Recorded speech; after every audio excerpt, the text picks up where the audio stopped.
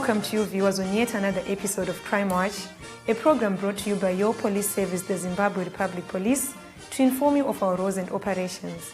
I'm your host, Tendekai Dandaratsi, with Victor Ganyof on the Sign Language Desk. It's good to have you along. The Zimbabwe Republic Police deliberately took a rebranding trajectory since the dawn of the Second Republic. At a Commissioners of Police rebranding seminar held at the Police Golf Club in Harare, the Commissioner General of Police implored police commanders to perform their duties diligently to create a conducive environment for economic transformation of the country.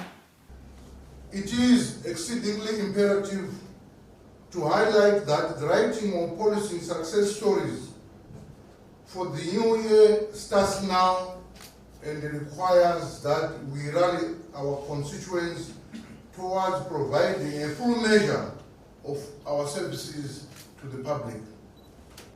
Our theme for the year 2020, which says, and I quote, ZRP policy for peace, economic recovery and prosperity in the Second Republic, unquote, should guide us as we strive to create a favorable environment for the economic transformation of our country.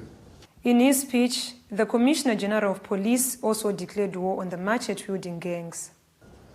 The economic emancipation of our country heavily relies on the mining industry, among other key sectors. We should bear in mind that in order for the country to realize its full economic potential, the level of fear of crime should be at its lowest or at best absent. Given this, there is an urgent need to eradicate scourges such as the emerging phenomenon of the machete-wielding criminal gangs that are terrorizing communities. Let us make it our core business that people are safe and able to go about their day-to-day activities without the fear of such a threat. Mindful of this, you must thus declare war on the heartless machete gangs to put an end to their marauding forays. It is pertinent that each and every one of you work hard and put in place mechanisms that increase police visibility with the ultimate goal of preventing occurrence of crime. The importance of stakeholder participation in enhancing collective policing responsibility was also highlighted as key in eradicating crime. Equally important are the stakeholders in your policing areas. They are a very important facet of policing, hence the need to establish and entrench symbiotic synergies to enhance the fight against crime. We need to identify and engage them continuously in order to propagate a collective policing responsibility. It is indeed important that we work with diverse stakeholders in the fight against crime, and I call upon you to make good use of an inter-agency approach and work hand in hand with other agencies. Indeed, community policing strategies are useful towards the achievement of such a desirable end state.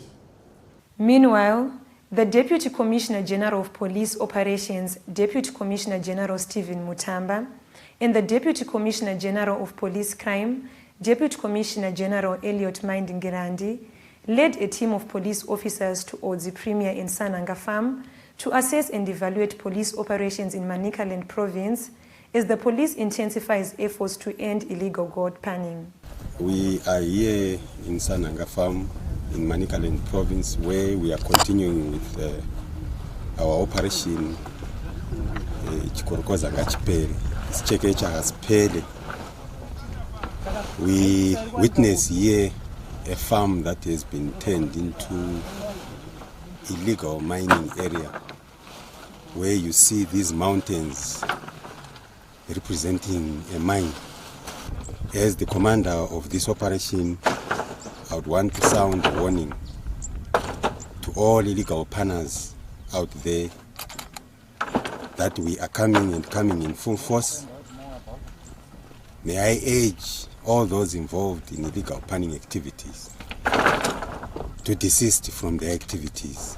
Anyone who wants to engage in mining must approach the Ministry of Mines, obtain proper authorization to engage in mining.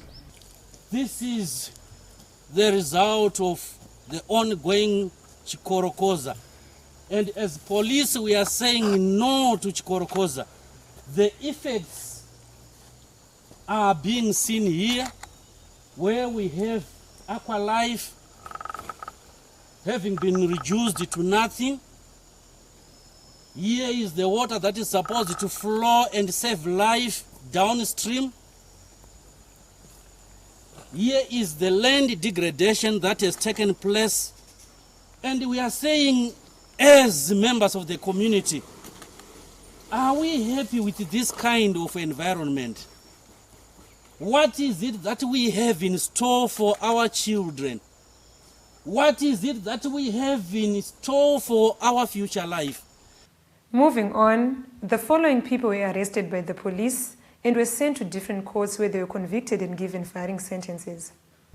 Edson Chwara, aged 24, appeared before Harare Magistrate Court, where he was convicted and sentenced to 10 years imprisonment after being found in possession of 72 meters of copper cables. Simbarashe Mnyaradzi Mwaniki, aged 38, who raped 3 people, was convicted and sentenced to 23 years imprisonment at Gweru Regional Court. Christopher Jani, aged 28 years, was convicted and sentenced to 9 years imprisonment at Mvuma Magistrate Court for stock theft. From convictions, we have a rather disturbing case where police in Nyamandlovu, Matebelele North Province arrested Nqobile Moyo, aged 18, after he raped a minor before murdering her, bent the body and secretly buried the remains to conceal the crime. Nqobile raped his cousin and choked her. He lifted the body, he dragged it for about 300 meters away from the house, went in the bush, he dug a shallow grave where he put the body, sprinkled the paraffin, set it ablaze. He had to lay some logs, put some soil, then he returned home. After returning home, he pretended as if nothing had happened. He spread the word to the Crowlhead, to the member of the police constabulary, that Rumbidzai was missing. Then the villagers had to set a search party. This search party, there is one Mika Dube who discovered a shallow grave. Then they had to phone the police. A sad story indeed, which calls for all guardians to have that extra eye on children at all times. Crime Watch takes a short break. Join us shortly.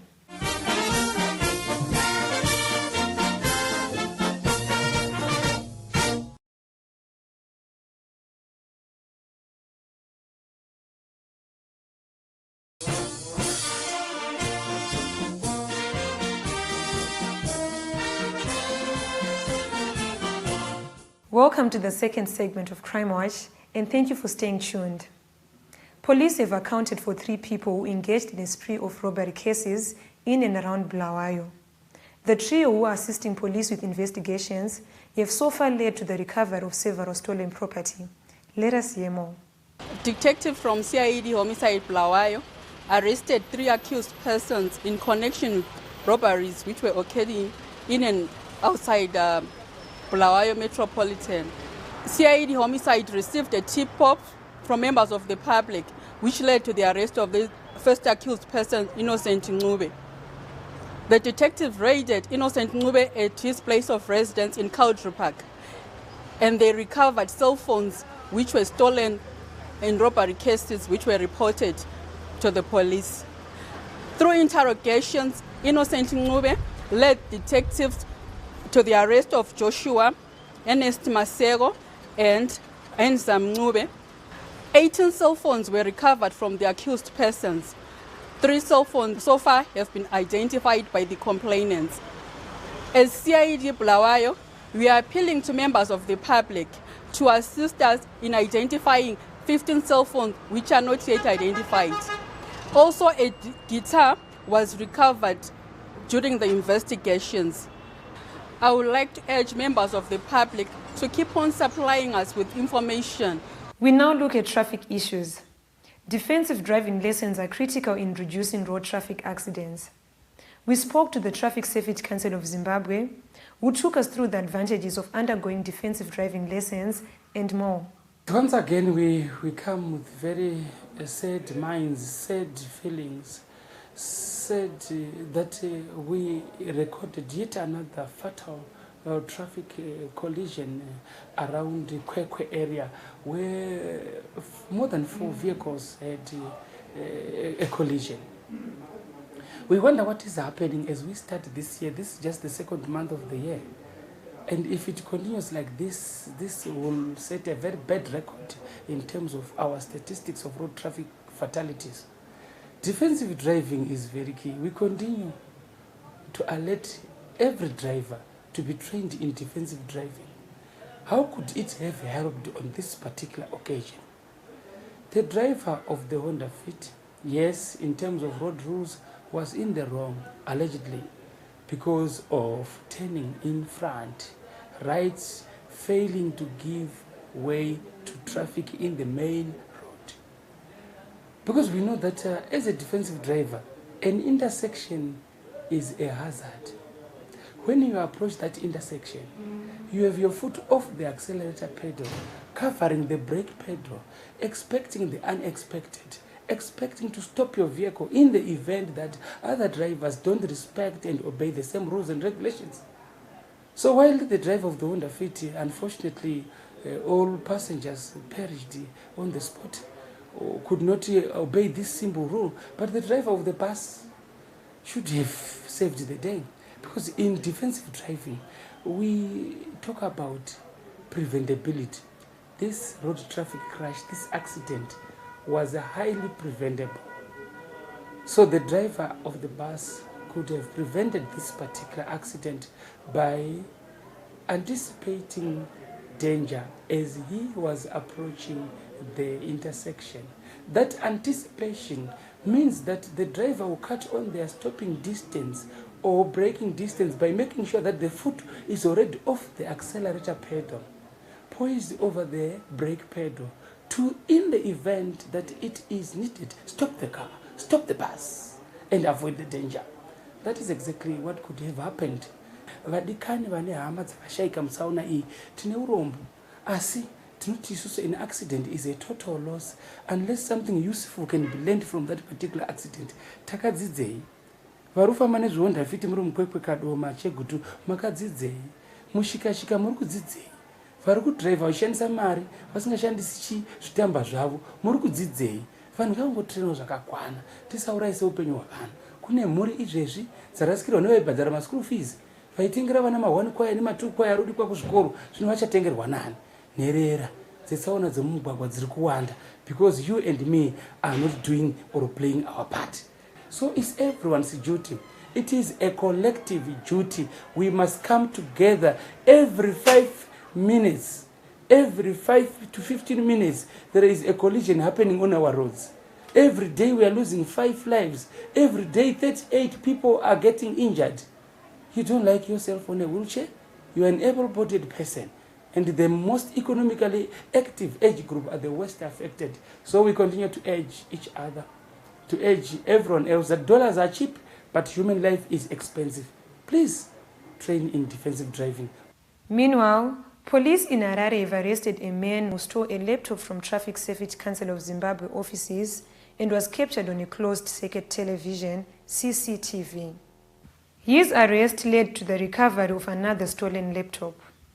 I would like to acknowledge the arrest of one trustee Komba, aged 36 years of Epworth, for several counts of unlawful entry in aggravating circumstances which occurred at various government institutions. The accused person would visit the offices during working hours, pretending to be seeking for their services. unbeknown to them that he would be carrying out surveillance.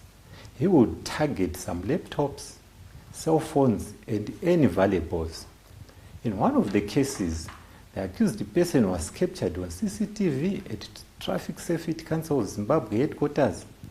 This assisted us to carry out investigations and recovered a laptop which had been stolen from there.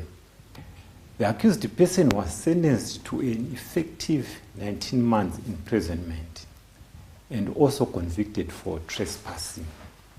We want to appeal to members of the public, especially those who occupy offices containing some valuables, to be security conscious. Always secure your valuables before leaving offices, even briefly during tea and lunch time. Access and ingress control should be maintained at all entry and exit points, using both human and electronic devices such as CCTVs. In situations where resources permit, we encourage the use of modern technologies such as CCTVs, as they go a long way in helping the police to uncover criminal acts quickly. Crime Watch takes a short break. Join us in the third and final segment.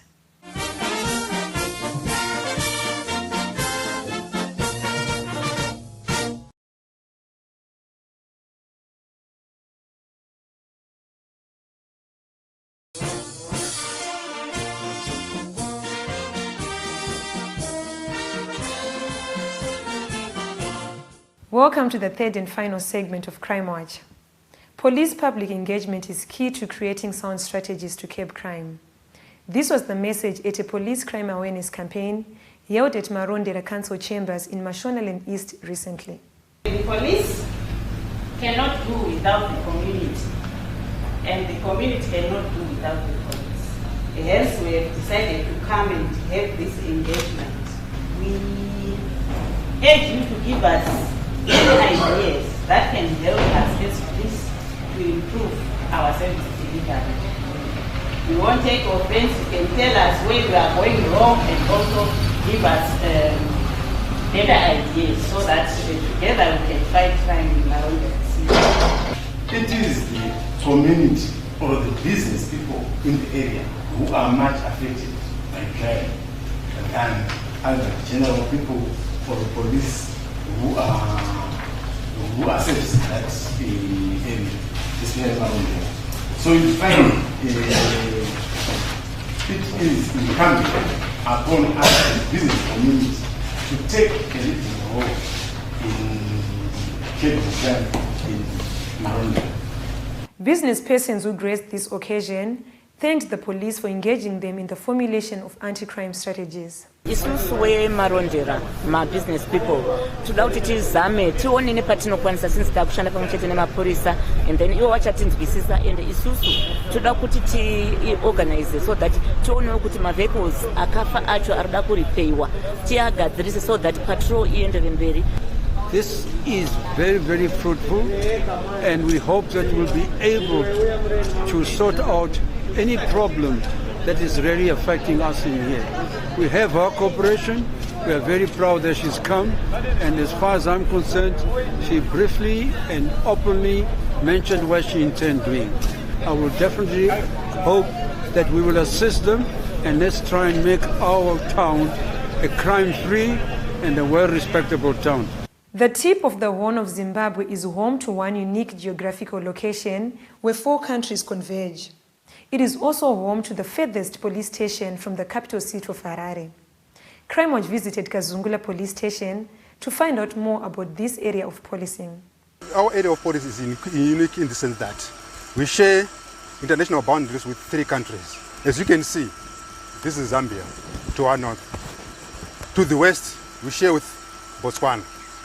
Just after 150 meters from the tip of Zimbabwe, we share with Namibia. Our area of police comprises of the border post, which is an entry point of our tourists, and the national park. At times, the police has to deal with incessant fish poachers. When this river, the water level is low, we face some problems of some fish poachers. They came here to poach our fish, but recently we managed to recover a canoe and a net, which is at the police station. Kazungula Police Station is indeed a unique police station which also protects the country's flora and fauna deep in the Hwange National Park. Before we come to the end of this week's episode, we would like to highlight some of the people on the police wanted list. Bokan Freedoms, whose last known address is 14 Hawksman Road, Athlone, Greendale, Harare, is wanted by Rhodsville Police for theft. Kumbirai Gomba, aged 25 years, whose last known address is Sino Africa Hostel, Kwekwe, is wanted by Amaveni Police Station for unlawful entry and theft. Kasika Ngwe, aged 30, of Totororo Village, Chief Samambwa Jombe, is wanted by Battlefields Police in connection with a case of rape. If you have information that may help in the location of any of these people, feel free to contact us at any nearest police station or any of the following details. Our National Complaints Desk number is 0242 703 631. The website address is www.zrp.gov.zw. Email address feedback@zrp.gov.zw. We also have a Twitter handle @PoliceZimbabwe and Facebook page Zimbabwe Republic Police. You can also watch our Crime Watch episodes on our YouTube channel Zimbabwe Republic Police. The Zimbabwe Republic Police will commence its March 2020 recruitment exercise from the 17th to the 27th of February 2020. With a view to conduct this exercise efficiently and transparently, the selected recruitment exercise officers and members attended a recruitment training seminar at Mkushi Camp, formerly known as Morris Depot in Harare. The recruitment exercise for which you were selected to partake in is slated to run from the 17th to the 27th of February 2020. The set teams will go around all provinces recruiting the most deserving, competent and ideal to be police officers. I therefore implore you to gather every expertise, competence and skill inherent in you as you combine efforts to come up with the best collaborative recruitment process ever done by the organization. Do not be tempted to indulge in incorrupt practice, as you will truly find a premature exit from the organization. Let me warn you that corruption of the best things often gives rise to the worst. You must be wary to maintain your integrity and the legacy that you will leave. Corruption is a cancer that eats away a citizen's faith in police service and kills talent. We would like to remind all prospective applicants who wish to join the police service as general duty constables to go to the respective police provincial recruitment centers. For clarification on anything to do with the recruitment exercise, do not hesitate to visit any nearest police station or contact us on our National Complaints Desk number 0242 703 631.